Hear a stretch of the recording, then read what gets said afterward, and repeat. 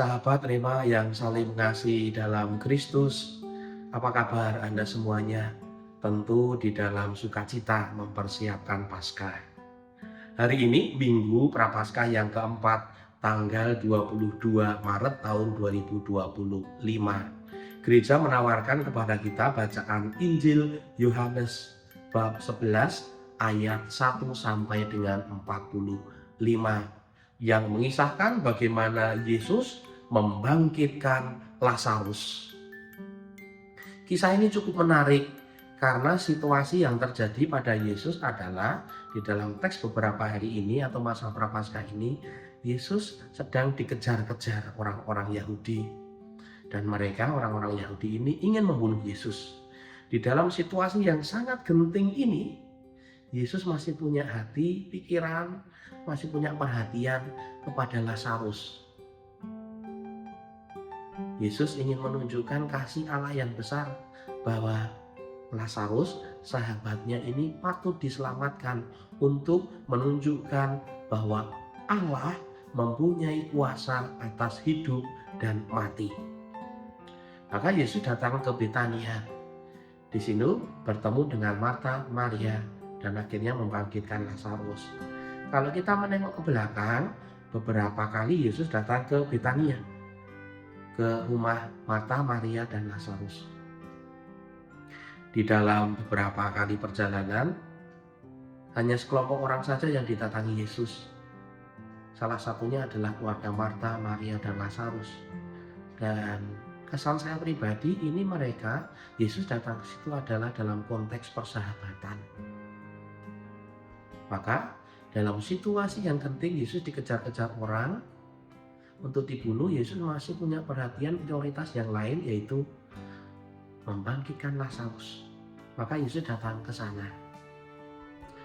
Lalu Yesus datang ke makam. Lazarus sudah 4 hari. 4 hari artinya sudah meninggal. Maaf, tubuhnya sudah mulai membusuk. Ya. Tapi yang terjadi adalah Yesus meminta Lazarus keluar dari kubur. Dan itu terjadi. Yesus melakukan itu pada sahabatnya. Sahabat yang beberapa kali dikisahkan di dalam Injil berkunjung ke sana. Yesus berkunjung ke sana. Sahabat Rema yang saling mengasihi dalam Kristus, di dalam hidup kita menjalin relasi dengan benda mati maupun benda hidup. Boleh dikatakan kita menjalin persahabatan dengan mereka, dengan keluarga, dengan teman-teman, dengan orang-orang, rekan, ya, sepekerjaan. Dan kita juga menjalin relasi dengan yang namanya hal-hal material, kekayaan, pekerjaan, hobi, pengetahuan, teknologi, dan sebagainya. Sadar atau tidak, ya, kalau kita merenung, ya kita punya waktu prioritas untuk hal-hal ini. Ya, berarti secara tidak langsung kita menjalin persahabatan dengan itu. Ada satu hal yang bisa kita bawa pulang, bahwa keluarga Marta, Maria, dan Lazarus bersahabat dengan Yesus. Dan yang terjadi adalah Lazarus dibangkitkan. Yesus berkuasa bukan hanya membangkitkan orang mati, tetapi membangkitkan kepada kehidupan kekal. Semoga di dalam hidup kita mempunyai prioritas membangun persahabatan dengan Tuhan Yesus. Ya, dengan ajaran-ajaran yang telah diberikan kepada kita. Semoga kita semakin mengasihi, semakin mengampuni, mempunyai harapan yang besar di dalam iman, dan juga di dalam hidup kita mempunyai persaudaraan dan kesatuan di dalam hidup, terlebih di dalam iman Katolik. Semoga usaha kita membangun persahabatan dengan Kristus sungguh menjadi berkat bagi diri kita sendiri dan sesama.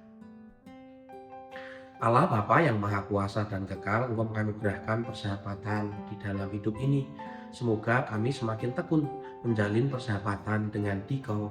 Berkat-Mu turun atas saudari-saudara kami, keluarga, pekerjaan, usaha belajar, dan juga pelayanannya. Dalam nama Bapa dan Putra dan Roh Kudus. Amin. Tuhan memberkati Anda semuanya.